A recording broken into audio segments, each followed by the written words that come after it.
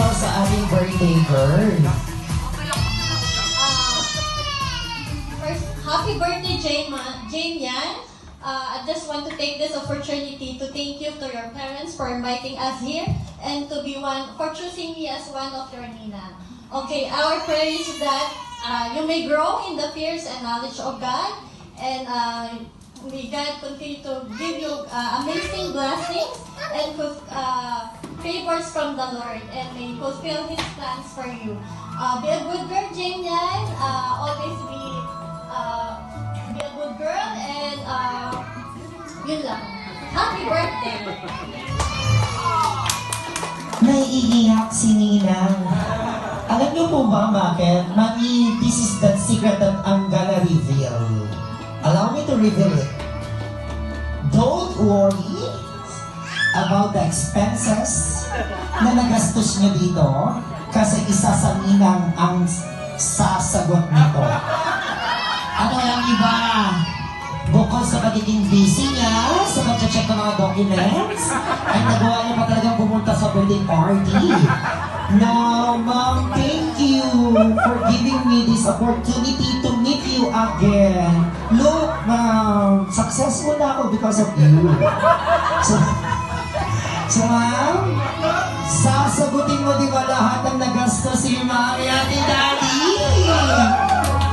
Joke lang, kasi naiiyak lalo siya. So Ma'am, ano po yung masasabi niyo kay Jane? Thank you, hindi mo ko pinapunta.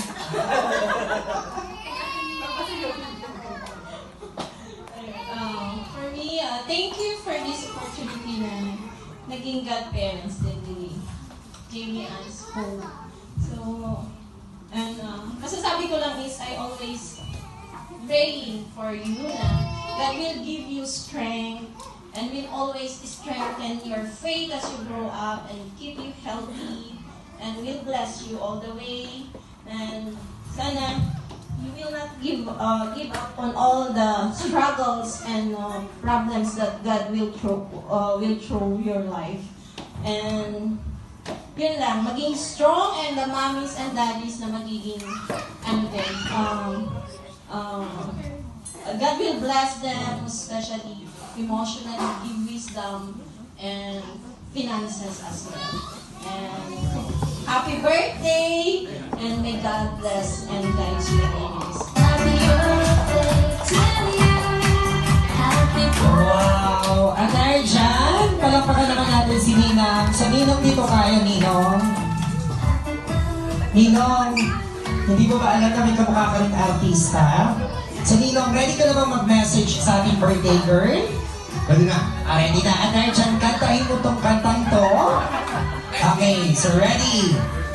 Okay, there is no easy way. Okay, ready? Okay lang ba?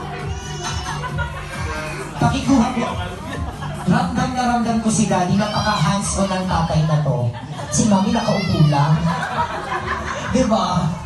Joke lang, joke lang. Okay, so Daddy, kantahin mo naman to para sa ating lahat. Joke lang. Parang ganun talaga.